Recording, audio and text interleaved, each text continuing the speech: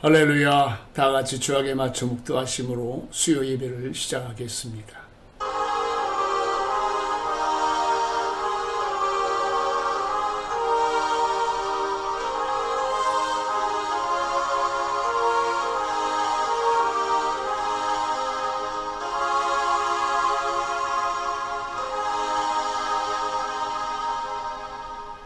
사도신경으로 신앙을 고백합니다.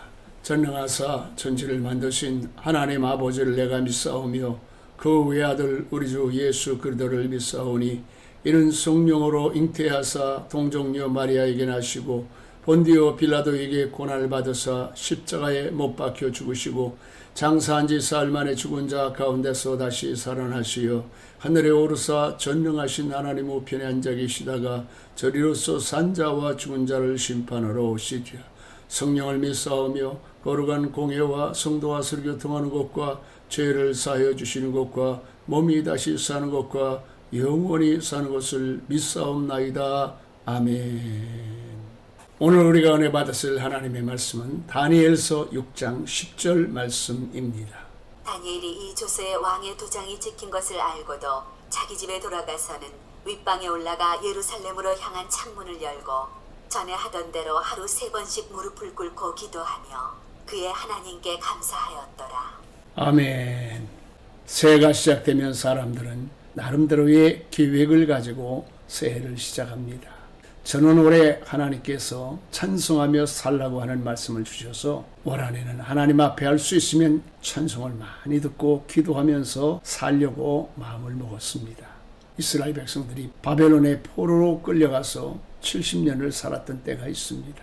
결코 짧은 세월이 아니기에 70년 동안 살아가면서 사람들은 점차 변해가고 신앙이 무너지기도 하고 변질이 되기도 하였지만 그럼에도 불구하고 다니엘은 70년 동안 변함없는 모습으로 하나님을 섬기는 비결이 있었습니다. 오늘 다니엘서 6장 10절에 다니엘은 매일과 같이 동쪽 창문을 열어놓고 예루살렘을 향하여 무릎을 꿇고 하루에 3번씩 기도를 하였습니다. 그러기에 하나님께서는 다니엘을 지켜주셨고 또 다니엘이 기도하는 것은 응답을 허락해 주셨습니다. 서양 속담에는 그 사람의 태도를 보면 그 사람이 어떤 마음을 가지고 있는지를 잘 알 수가 있다고 하는 말이 있습니다. 다니엘이 하나님 앞에 기도할 때에 무릎을 꿇었다고 하는 것은 첫째로는 다니엘이 하나님을 주인으로 인정하고 사랑하는 마음을 나타내고 있는 것입니다. 예루살렘은 하나님의 성전이 있고 하나님은 그 성전에 이름을 두고 역사하시는 분이십니다. 그래서 다니엘이 예루살렘을 바라보고 무릎을 꿇었다라고 하는 것은 얼마나 하나님을 사랑하는 마음이 있는지 예루살렘으로 돌아가고 싶었는지를 잘 보여주고 있는 것입니다. 미국 서부 연안에는 대부분 나무로 된 큰 다리들이 있습니다. 이 다리를 지나는 태평양 바다 건너편에는 우리나라가 있는데 교통이 발달하지 못했던 초창기 이민자들은 고향이 오고 싶고 그리워서 이 다리 끝에 와서 하나님 언제나 우리도 고향으로 돌아갈 수가 있겠습니까? 라고 다니엘처럼 눈물로 기도했다고 하는 이야기를 듣고 뭉클하였습니다. 다니엘도 하나님을 사랑하고 예루살렘 성을 사랑하기 때문에 동쪽 창문을 열어놓고 무릎을 꿇고 기도하지 않았겠습니까? 무릎을 꿇고 기도한다고 하는 것은 그분의 권위를 인정하고 받아들이고 순종을 바치겠다고 하는 의지를 말하는 것입니다. 누가복음 5장에 보면 예수님께서 갈릴리 해변에서 복음을 전하실 때에 밤새도록 고기를 잡았던 베드로가 아침에 빈 그물을 털고 있는 것을 보시고 배에 오르셔서 바다 깊은 곳으로 가자고 말씀하셨습니다. 그리고 배 오른편에 그물을 내리라고 할 때에 베드로는 말씀에 의지하여 그물을 내렸더니 그렇게 한 마리도 잡지 못했던 베드로의 그물에 물고기가 가득 채워서 올라오게 되어지고 배는 만선이 되었습니다. 이 엄청난 일을 경험하면서 베드로는 그제서야 예수님께서 하나님의 아들이시라고 하는 사실을 받아들이게 되어지고 그 발 앞에 무릎을 꿇고 주여 나는 죄인입니다. 나를 떠나시옵소서 라고 기도할 때에 예수님께서는 베드로를 사람 낚는 업으로 불러주셨습니다. 무릎을 꿇는다고 하는 것은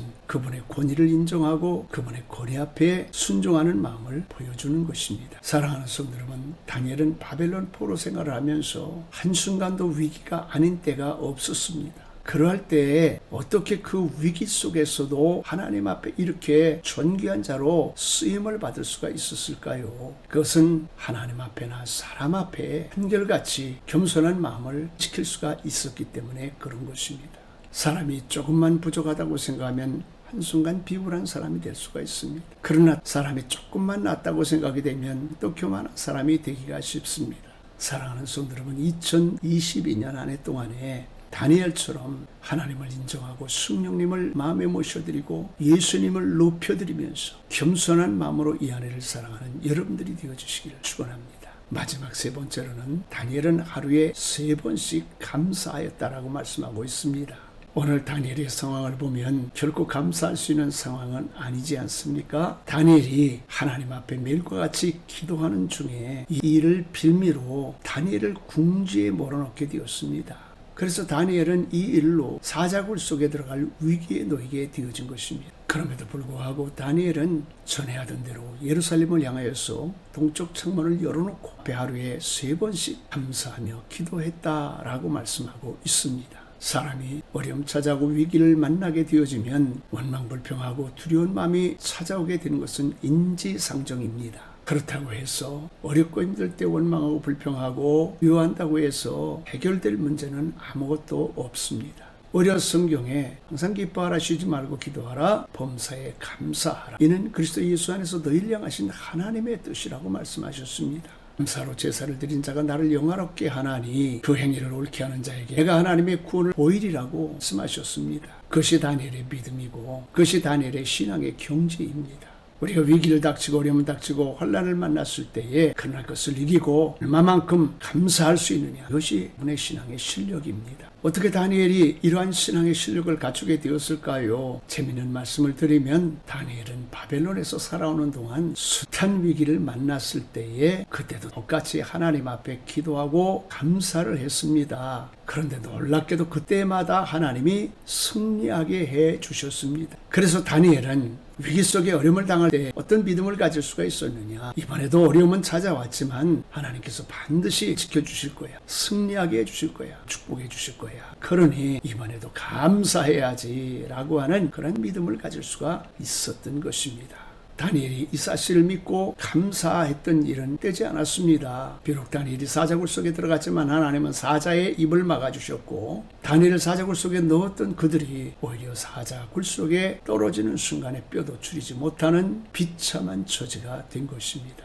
그리고 마지막으로 다니엘이 감사할 수 있었던 이유는 다니엘이 매일과 같이 하나님 앞에 기도하자 고레스의 마음을 움직여 주시고 예루살렘으로 돌아갈 수 있는 꿈과 같은 일들이 일어나게 되어진 것입니다.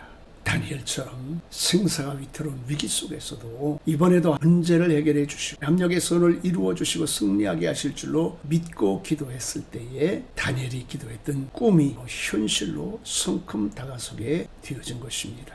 말씀을 마칩니다. 올 2022년 한 해에도 저와 여러분 지금은 꿈과 같은 일들이라 할지라도 아무리 힘도 없는 물들이 모여서 큰 계곡을 만들어낼 수 있듯이 매일매일 기도한다고 당장의 눈앞에 엄청난 변화가 찾아오는 게 아니지만 그러나 다니엘처럼 하루에 3번씩 매일과 같이 기도하는 사람에게는 이해 끝에 가서는 기도하는 일들이 간증이 되어지고 축복이 되어지기를 예수의 이름으로 간절히 축원합니다. 할렐루야. 교회 소식을 말씀드리겠습니다. 밖에 보니까 눈이 많이 왔습니다. 날씨도 춥고 미끄러운 가운데에 건강하시고 항상 기도하는 사람이 되어야 됩니다. 그러므로 생각날 때마다 교회를 위해서 여러분 가정사 형편을 위해서 나라 민족을 위해서 함께 기도해 주시기를 바랍니다. 다른 광고는 토요일 카톡 주보에 알려드리겠습니다. 주기도문으로 예배를 마치겠습니다. 하늘에 계신 우리 아버지여 이름이 거룩히 여김을 받으시오며 나라의 마옵시며 뜻이 하늘에서 이루어진 것과 같이 땅에서도 이루어지이다. 오늘날 우리에게 일용할 양식을 주옵시고 우리가 우리에게 죄진 자를 사여 준 것 같이 우리의 죄를 사여 주옵시고 우리를 시험에 들지 말게 하옵시며 다만 악에서 구하옵소서. 대개 나라와 권세와 영광이 아버지께 영원히 있사옵나이다. 아멘.